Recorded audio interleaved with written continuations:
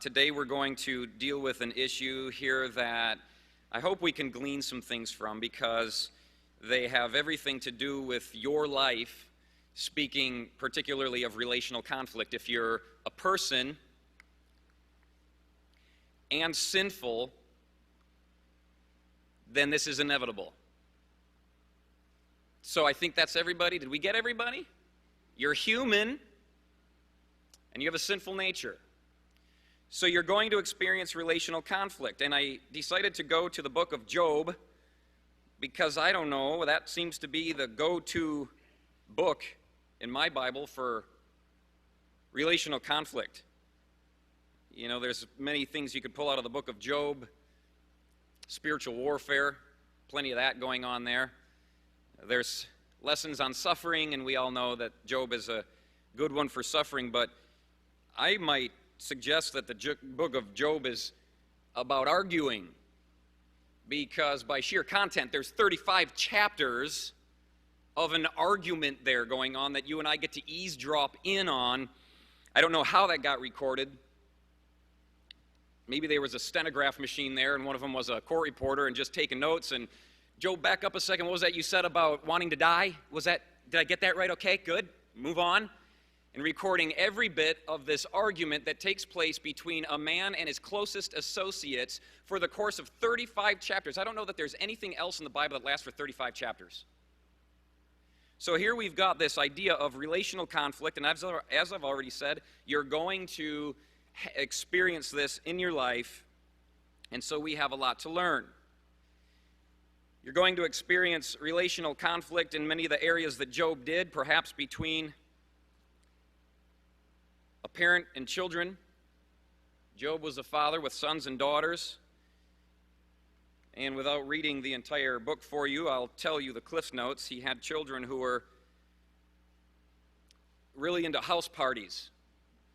They were kind of fraternity, sorority boys and girls, and they got together, it says, to eat and drink. And then Job would, of course, get up in the morning and offer sacrifices to atone for their sins, because he knew that some things might have gone down that night at the house that shouldn't have been there. So there was relational conflict with his kids. We can read in the book of Job the relational conflict between a husband and wife, and we don't get 35 chapters, we get like 1 or 2 verses. Curse God and die, she tells her husband. And there's plenty to read into that, but we're not going to do that this morning. But suffice it to say, there is relational conflict with all kinds of people that you have around you, whether it be family, whether it be friends, associates, business partners, co-workers, strangers, fellow freeway drivers. They're everywhere, aren't they? And relational conflict is something that is going to bombard you, and I'm hoping that in our course of study this morning we can learn how to navigate that bombardment without destruction. So, naturally speaking, I'd like to say that we're more likely to endure family discord than we are conflict among our peers. I don't know if you would agree with me on this, but I would say that this would be true, isn't it? That we sometimes have conflict within families that we're much more likely to find resolve for, because being that they're family, we can't get away. You just have to learn how to deal with him because he's there. If you have brothers and sisters, you grew up in the same home, it was some occasional fighting. You're like, not us. Yes, it was. You fought, but you didn't leave them, and you didn't disown them. Yet when it comes to conflict among peers, and I can say this speaking from what I've seen, we're much more likely to abandon our peers. I've seen it happen where we've been associated with somebody that we would consider to be a good friend, and for upwards of a decade, and then when there's conflict that we quickly consider as unbearable, I'm out of here. I don't need this, and you can't treat me that way, and so I can abandon you, never to see you again. In fact, speaking ill will of you in your absence. And so it oftentimes seems, and maybe rightly so, that there's a stronger bond between family than there is between peers, but I don't know that that's appropriate, because Jesus seemed to have a tighter bond between his peers than even his own family.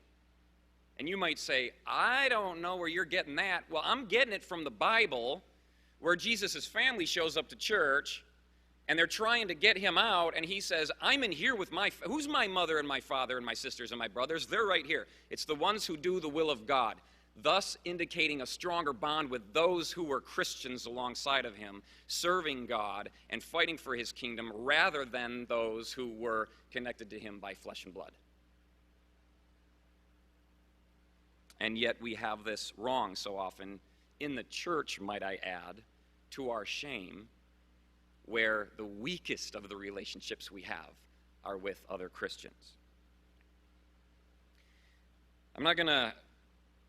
I'll pull bits and pieces from the book of Job as we go, but again, it's a real long book, and I'm not going to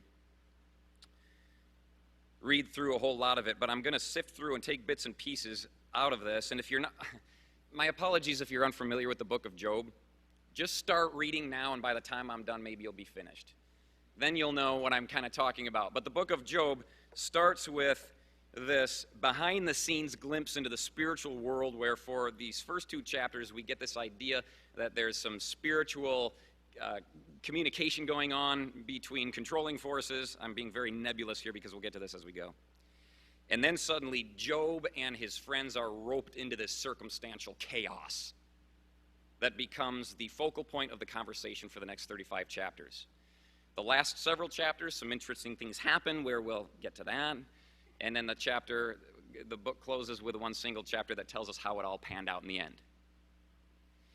So we're going to start here by speaking on the nature of the relationship that Job had with these associates. And I've been calling them associates thus far because I didn't want to give myself away.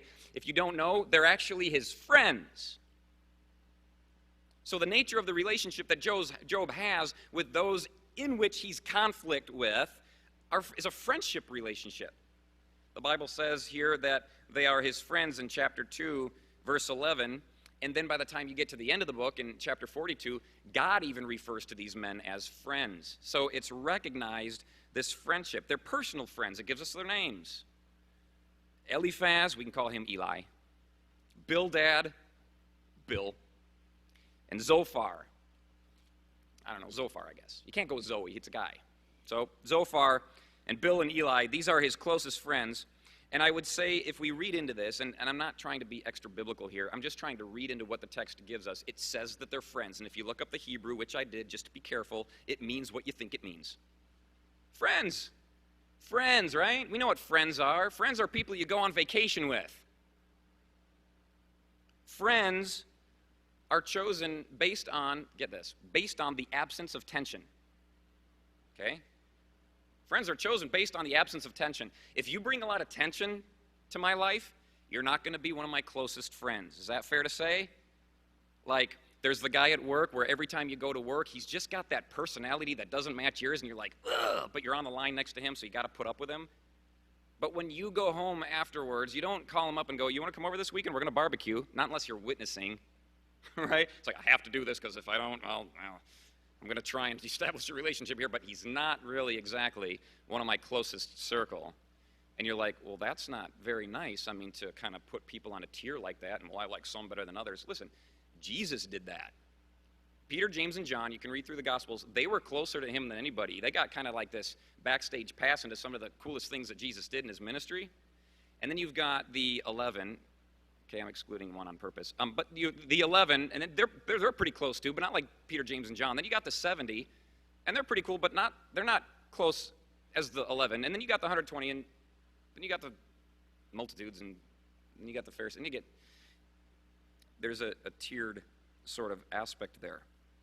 So I think that their relationship was pretty relaxed. They could kick back and hang out. There wasn't a lot of tension in that relationship. Secondly, I think the nature of the relationship was one of maturity. I think that they had been friends for a long time. I don't think that they had just recently become acquainted with one another.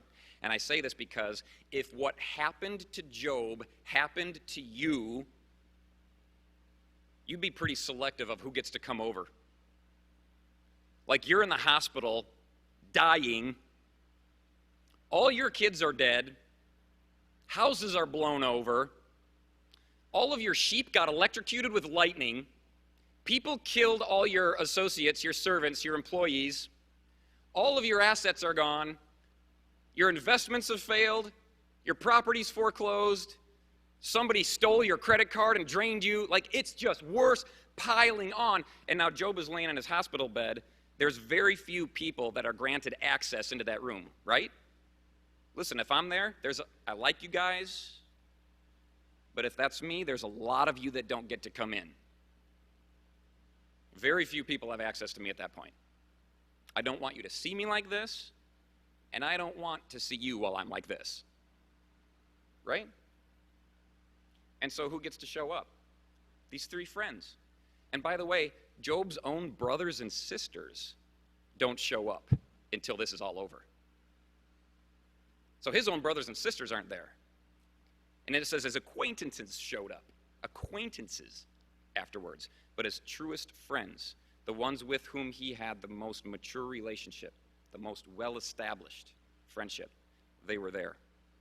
Third, a respective opinion. And I say this because these events in Job are really old. Most commentaries believe that what happened in Job happened before Genesis 12, where we meet Abraham. This is all pre-Abraham. And if it's pre-Abraham, it means it's pre-law.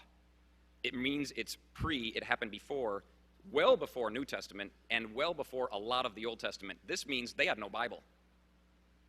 Job and his friends had no Bible. And they were just trying to figure things out about God as they went along in their friendship. You ever do that? You did it before you were saved, right?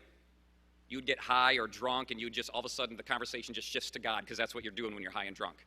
If anybody, it's okay to laugh. That's what you do. Did anybody go to college? That's what you do. And so these guys are working out their theology with one another, because that's what you do before you have a Bible. And I would say that they got it a lot closer than I did before I had a Bible. Okay? So these guys are working out theology. That means that they have a deep respect for one another. And you know that they were hammering out their theology with one another, because those 35 chapters where they're arguing, there's a lot of theology being brought up. Well, God isn't like that. And Job's like, God is too like that. And I don't know what else to tell you. We talked about this before. Look at the transcripts. There was a lot of God talk. And they were coming to the deepest of conclusions about the most important matters in life with one another. The fourth one, concerning the nature of the relationship, that was a relaxed relationship, it was a mature relationship. They'd known each other for a long time. There was a deep respect of opinion there, and I would also say that it was a safety. It was just a safe friendship. Okay? Job's friends weren't miscreants, you know. The Bible says that Job was like more blameless and upright than anybody on the planet. Okay? So I don't think Job was hanging around with, like thieves and, these guys are right up there with him. And so these guys are safe, which would have made it probably a little more painful, a little less expectant when this kind of stuff kind of started to unfold. It's like, man, I felt safe around you guys, and now you're just lambasting me when I'm at my worst. Thanks. So their relationship was one of close camaraderie. And so if we can gather something from this, I would say to you that you can expect to have great conflict with those between whom you have the greatest spiritual kinship, respect, and trust. The greatest spiritual kinship, respect, and trust. And you know what? For a lot of you, that's going to be the people you're sitting next to right here in this church. So this relational conflict isn't something that's happening out there, you guys. It's not happening at work. This is happening in the church. We're speaking specifically of relational conflict in the church. I'd like to speak about the cause of the conflict. You guys know what the cause of the conflict is? If you've read the book of Job, you know that things go terrible after terrible. Like, I can read it for you. It says, in chapter 1, verse 13, we start where it says, "Now there was a day when his sons and daughters were eating and drinking wine in their oldest brother's house." So they're having a frat party again.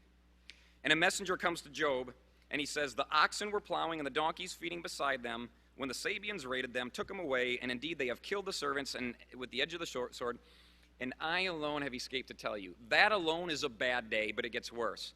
While he was still speaking, get that, while he was still speaking, another dude barges in, interrupting the conversation, and says, the fire of God fell from heaven. I don't know what that is. Lightning, sulfur, forest fire, and it burned up the sheep and the servants and consumed them. And I alone have escaped to tell you. While he was still speaking, incredible. And this is factual, okay? While he was still speaking, another also came and said, the Chaldeans, bad guys, formed 3 bands, raided the camels, and took them away, yes, and killed the servants with the edge of the sword. I alone have escaped to tell you. At this point, Job is going, I am ruined. I have nothing left. Oh, wait, yes, I do have something left. I've still got my kids. And when things go bad, don't we kind of resort to that? Well, at least we got each other. But look at what happens in verse 18. While he was still speaking, another came and said, your sons and daughters were eating and drinking wine in their oldest brother's house, and suddenly a great wind came across the wilderness, struck the 4 corners of the house. It fell on the young people. They're all dead. I'm the only one that has escaped to tell you. And by the way, they were in sin when they died. Job had no chance to rewind time and offer them a sacrifice on their behalf to atone perhaps for their sins, or at least in Job's mind, cover their iniquity before they perished and had to face God in judgment. This has just gone from bad to worse to whatever's worse than worse to whatever's beyond that. Job arose, tore his robe, shaved his head, and he fell to the ground and worshipped. And he said, naked I came from my mother's womb, and naked I shall return there. The Lord gives and the Lord takes away. Blessed be the name of the Lord. Pretty good attitude, considering the circumstances. And verse 22 says, in all this, Job didn't sin or charge God with wrong, which is a lot more demonstrative of his integrity than, I don't want to say me, but I don't want to say you either, some people who can't even endure an 85-degree day. I mean, we just went through one of the worst winters on record, and now it's going to start warming up, and I swear to you, as soon as we hit 85, 90, people are going to be like, God, it's hot out here. It's like, what do you want, 30 below? You want to go back to that? Shut up, or my judgment is coming. My Lord. The glacier in my backyard is just finally kind of melted away. He doesn't charge God with any wrong. So you get that the cause of the conflict is a lot of circumstantial stuff, right? His kids are dead. That would bring conflict into at least emotional turmoil. But when you're in emotional turmoil, does that not start to affect the people around you, your relationships with, like, what's the matter with you? Well, my kids all died. Really? On the same day? Yes, all on the same day. It's like, okay, I understand. I'll give you a break. Job lost everything. And so you look at the circumstantial cause, and that seems to be obvious. He's lost everything except for his faith and his life.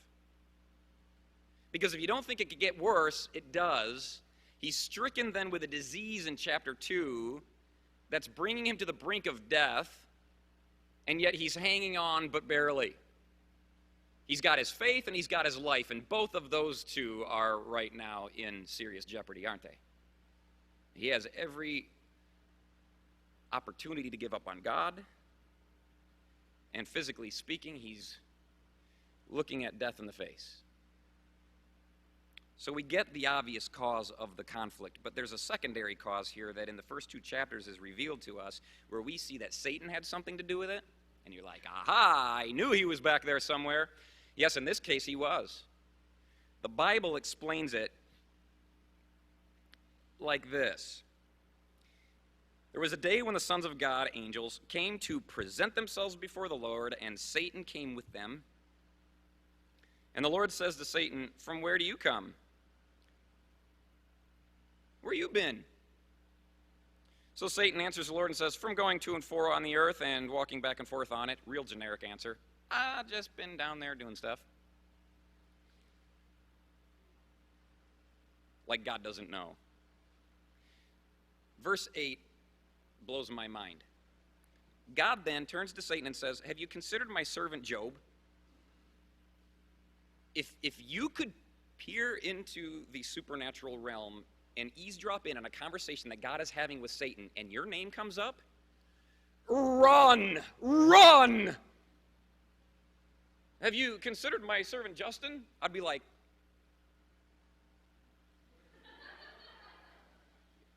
God, he has. We're done. He did that. We're done. Leave me alone. And yet God brings him up. Have you considered my servant Job? He's blameless, upright man. There's no one like him on the planet. I mean, that's crazy. So then Satan says, does Job fear God for nothing? Have you not made a hedge around him? Like, there's that prayer, Lord, your hedge of protection. And Satan brings that up too, doesn't he? Well, doesn't he just have your hedge of protection? I mean, he has no choice but to be happy in the Lord.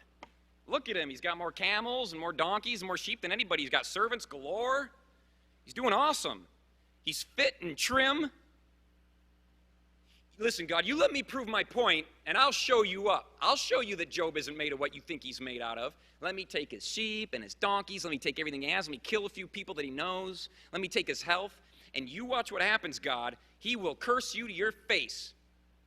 And we'll see what he's made out of. And so what's Satan's objective in all of this behind-the-scenes stuff? Satan wants to prove himself right before God. That's where all of this conflict comes from. Satan wanting to prove himself right. You know that it was before this that Satan was proven wrong. He fell from heaven. The Bible says that God kicked him out of the heavenly congregation. Excommunication. And now he wants to vindicate himself, doesn't he? Before that heavenly congregation. Well, you give me the chance and I'll prove that God and your whole church is wrong. And so God, knowing the faith that he gave Job, says, go ahead and test him. Because I know the solid, undefiled nature of the faith that I give a person. So you go ahead and test him, and then you will see that he cannot be brought down, no matter how terrible the calamity. So Satan takes him up on it, and of course, we'll go ahead and do that. And so now the scene unfolds, and we have the obvious cause, which is the circumstantial calamity. You've got the secondary cause, which is Satan working behind the scenes. But listen to me, guys. This is something that I think we all know but would like to forget and sometimes willfully do. The ultimate cause behind all of it, even Satan, is God. God actually gave Satan permission to do everything that he did in the life of Job. That's troubling, isn't it? I mean, isn't God the one who's like, well, have you considered so-and-so? They're doing really awesome at church, leading a family and serving his wife and kids, and he's doing really well for himself vocationally, and go ruin him. Well, what if that's you? You're on top of your game right now. Some of you may not be on top of your game, and this would speak into your life, but listen, others of you may be on top of your game. So just be prepared for the possibility that tomorrow you may not be. You've heard it said before, and it bears repeating, that your life could change with a phone call. You've heard that one before? Your cell phone rings, you answer it, and somebody you love, somebody out there, they just died. This is what happened to Job, isn't it? And God is behind the entire thing. So I would say to you that Satan, or some strategy that he initiated, I don't know, because you can't go and say, well, then Satan's behind everything. No, Satan's not behind everything, but he develops certain strategies where he can do greater work in the lives of multiple people at once. So either Satan or a strategy that he's initiated may be a certain factor in the relational conflict of your experience. But perhaps that's not the case. Again, I don't want you to blame everything that happens to you on Satan. That could be dangerous. Some people do that. They think Satan's behind everything. No, not everything. But on the other side of that, I don't want you to pretend that he's never a factor, because that could be equally damaging.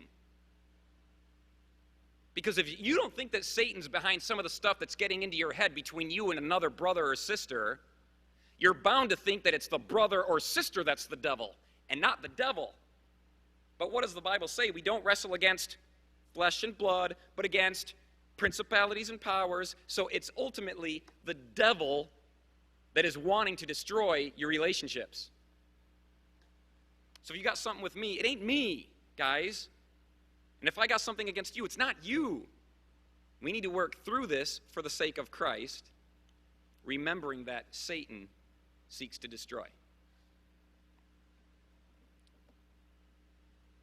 Satan is in favor of testing, rather, the relationships that you have with your friends at church. But please remember that so is God. If God isn't in favor of allowing your relationships to be tested, God would have put a stop to it for Job before it even began. So you've got the nature of the relationship is just some of the best that you could have ever imagined. I mean, these guys are great. They're friends. They have trust between one another. There's this cause of the conflict. And then the third point here, the danger of the discord. And I'm being pastoral, like, here's a little sermonette, danger of the discord. The point number 3. Hopefully it helps you organize your thoughts. Third point, the danger of the discord. What's the danger of allowing these kinds of relationships to go unresolved? There's 2. There's a personal danger. On an individual level, what can happen? Well, first of all, I want to go to the very last part of the book of Job, draw your attention to what begins in chapter 38 and continues on, or rather,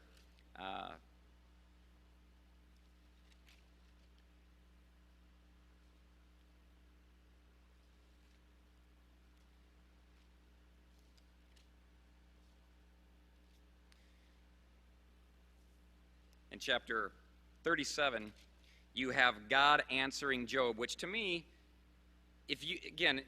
when you read this, I'll start in verse 38, or verse 1 of chapter 38, just so you get the nature of this 3-chapter rebuke. It says, then the Lord answered Job out of the whirlwind. Okay, now, you got these guys arguing back and forth for 35 chapters. Job has just gone through absolute hell. And God intervenes and begins with this. He's talking to Job. He says, who is this that darkens my counsel by words without knowledge? Now prepare yourself like a man. I will question you, and you will answer me. That seems crazy to me. We believe in a God of love. We believe in a God of compassion. And yet here we have God, after all of this has happened to Job, going, Job, suck it up. We're going to have a conversation. I'm going to address you, so prepare yourself like a man. When somebody says that to you, somebody with authority, you got it coming. It's like, can I take a rain check on this conversation? I'm on my deathbed, and a lot of bad things have happened to me lately. So if we could talk about this later. And God's like, no, we're talking about this now, and I've got a line of questions. And then for several chapters in a row, God is just going after him. Where were you when I made rock badgers? And where does lightning come from? Come on. And Job's like, I don't know. Yeah, I did. I knew you didn't know. Well, shut up. I got more questions. It's like, yeah. Job's like, man. And so then by the end of this, Job is just, if he couldn't have been any more humbled, he is now. And he finally goes, God, I didn't, I'm sorry. And now I'm wondering, why would God do that? You ever wonder, why would God do that? Why would he just end this whole thing with 3-4 chapters of yelling? I would suggest to you that there is such a danger that Job is in, even after all of this, that God had to deal with him in this way to rescue him from that danger. Well, what's the danger? Self-pity. Job is in extreme danger right now of self-pity, carrying over something that has already done, something that happened in the past, with him into his current life, using it as justification for current sin. Isn't that what we do with self-pity? Something that happened in the past becomes my excuse for why I'm living the way I'm living.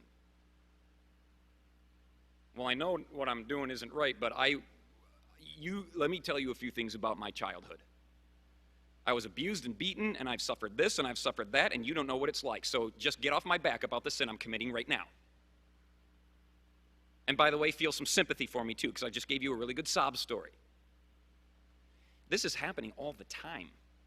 This sort of victim mentality. And if God didn't come after Job like that, I dare say he would lose his status as the most blameless and upright. because now he's full of self-pity. If you want to take a look at what self-pity can do for somebody, read the life of Saul in the Old Testament. This guy was full of himself, full of self-pity. He started out really good, and then pretty soon he's like, well, what is all this? David killed his tens of thousands stuff. I'm awesome too. People don't recognize that I'm awesome. How come they're writing pop songs about him and they're not writing pop songs about me? I am the king. And he just downward spiral, introspective, self-absorbed, and then it ends in suicide. Too much self-pity. There's also a corporate danger. There's an individual danger. There's also a corporate danger. In Hebrews chapter 12, it says, pursue peace with all, looking carefully lest any root of bitterness springing up causes trouble, and by this many become defiled. You know what can happen in the church is there's a root of bitterness that starts with somebody. There's this personal conflict going on. It isn't resolved. It continues to grow, and it defiles people that weren't even part of the original conflict. Right? You ever seen that one? Like, I'm not a bad gardener if I got weeds in my garden. That's going to happen, isn't it? Personal conflict is going to happen. But I am a bad gardener if I keep them in the garden.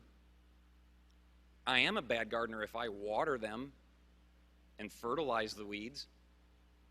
If you have bitterness in your heart towards somebody else, you should resolve the conflict. You're not a bad Christian because somebody bothers you. You are a bad Christian when you won't deal with it and you continue to feed it, obsess over it, dwell on it, pray for death over that person. Come on, guys, can't do that. Deal with interpersonal conflict. There's a personal danger and a corporate danger. Discord destroys. And the Bible tells us that God hates people who sow discord. You're like, God hates? Yep. According to Proverbs 16 through 19, it says that God hates a person who stirs up conflict in the community. That's the New International Version. God hates people who sows discord among family. New Living. God hates people who sows discord among brothers. That's the ESV. So you got God hates people who stirs up conflict in the community, in the family, among brothers. God can't stand discord.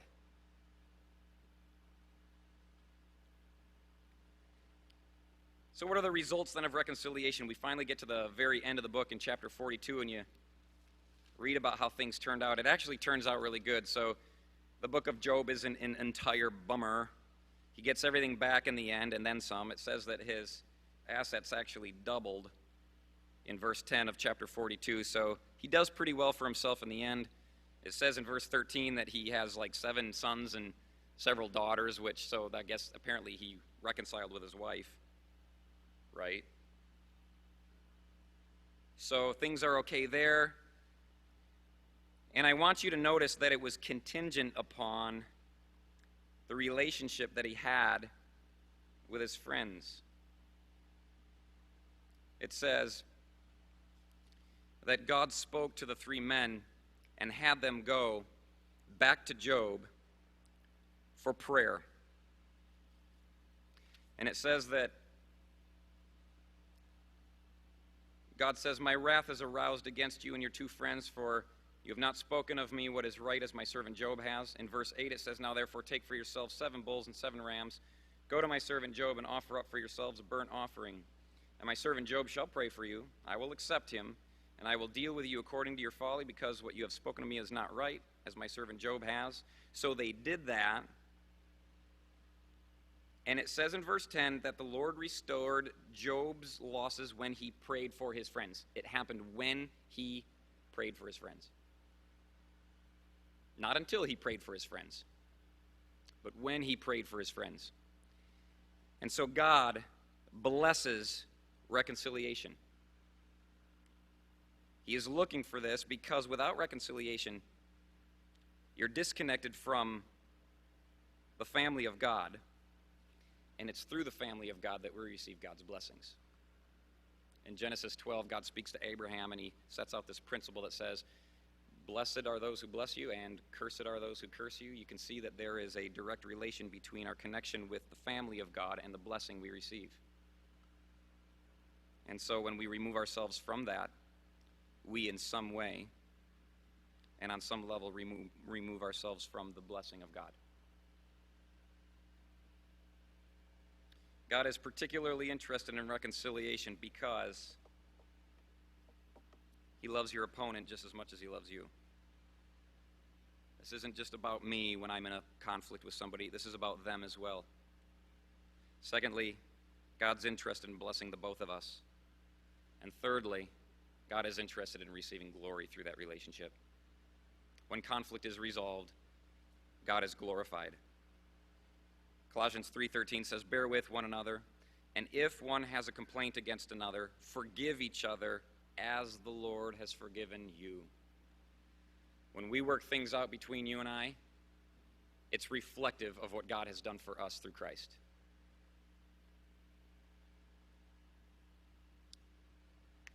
If you think about Christ going to the cross, you can remember that the most devastating blows that Jesus received on Calvary, we're talking both physical and spiritual, he absorbed those for the sake of reconciliation, didn't he? Right? Every whip that landed on his back and every fist that struck his face and all of the physical pain he absorbed, not to mention the wrath of God as he hung on the cross. All of that was absorbed so that reconciliation between us and God was possible.